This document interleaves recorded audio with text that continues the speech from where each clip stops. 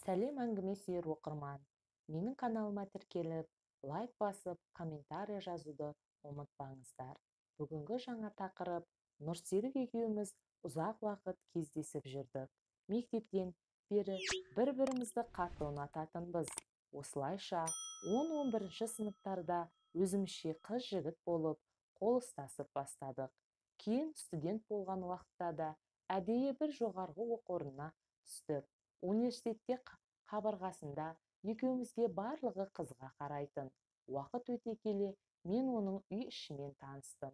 Ол да менің ата-анамды, бауырларымды барлығын біліп алды. Ал бітіретін уақытта таяғанда дипломға сақадай сай дайындалмасақ та, университеттегі аяқтайтын кешке барлығымыз жоғарғы дәрежеде жоспар құрдық. Қыздардың сәндейтін тұстары ең алдымен шашы, одан соң көйлегі емес пе? Кішкентайымнан ұзын әрі қалың шашты армандайтынмын. Ал өзімнің шашым қап-қара түсті болғанымен тым жұқа әрі өсуі де қиын. Не керек, шаштаразға барып кеңес алдым. Олар да түрлі ақылдарын айтып бағып жатты.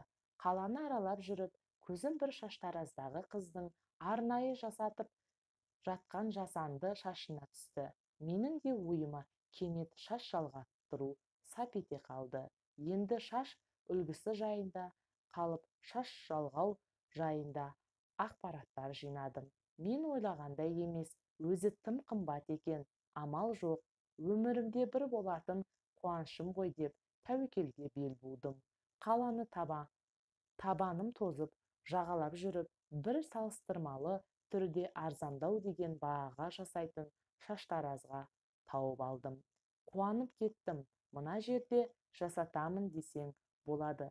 Қалаған түсің бойынша, қалаған ұзындықта шаш табу қиын емес екен. Ойланбастан тұп-тура өзімнің шашымдай қап-қара түсті шаш жалғап алдырдым.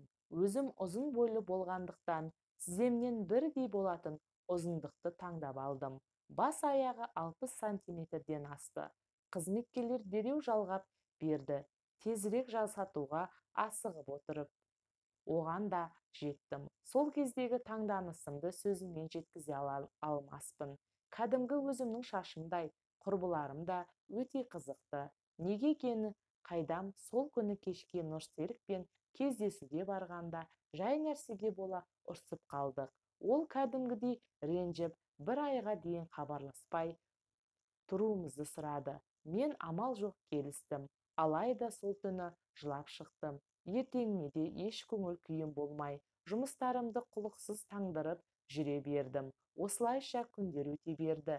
Көңілсіз, амал жоқ, жүру әдетіме айналып бара жатқандай. Ешкіммен бас артық сөйлескім де келмейді. Күн санаумен болдым. Әрең дегенде бір айды да өткіздім. Нұрсерікке өзім хабарластым. Кездесуге шақырдым. Табысқандай болдық, бірақ бәрі баяғыдай емес. Аз нәрсеге тез ренжісе береміз. Бір қызығы, мен емес, ол ренжіп қала берді. Ақшам да берекенін таппай кетті. Достарыммен де баяғыдай араласпаймын. Күндіз маужырап жүретінді шығардым. Басым айналып, ұйқым келе береді. Шашым да көптен түсетінді шығарды. Шашымды жасатқан шаштаразға барып едім. Шашты уақытша шеше тұруымды, табиғи шашымның демалу керектігін айтты. Келістім. Осы күннен бастап өзімнің жеңілдеп, денсаулығым жақсарғандай қалыпқа келгенімді байқадым. Көңіл күйім де көтеріңкі. Қыдырғым келеді. Үйде отыруға құлқым жоқ. Жұмысқа деген шабытым да ашыла бастады. Айлығымды алып, құрбыларыммен теңізге баруға келістік. Теңізде өзімді ұзын шашпен русалка сезінейін деп, шаштаразға барып, тағы да шаш жалғаттым. Теңізден келгеннен кейін тіптен төсек тартып жатып қалдым.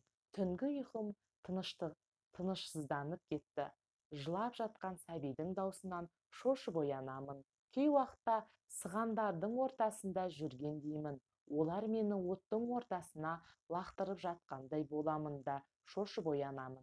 Күннен күнге солып бара жатқан түрімді көрген анам қазақи емге қаратпақшы болып, қаланың ортасындағы бір апаға апарды. Ол кісі қазіргі күні шашын сатпайтын адам жоқ, ал оның барлығы ақшадан қысылғандықтан осындай қадамға барады. Сенің басындағы да біреудің шашы, біреу болғанда да тағдыры ауыр бір сыған әйелдің шашы, ал оның басындағы шашын алып сен басыңа жалғап алдың. Оның басынан өткен ауыр тағдыр сені мазалап жүр, деген әңгіме айтты. Мен шошынып қалдым, қатты қорықтым. Сол сәтте-ақ жаңағы шашты кесіп алып, мамам өртеп жіберді.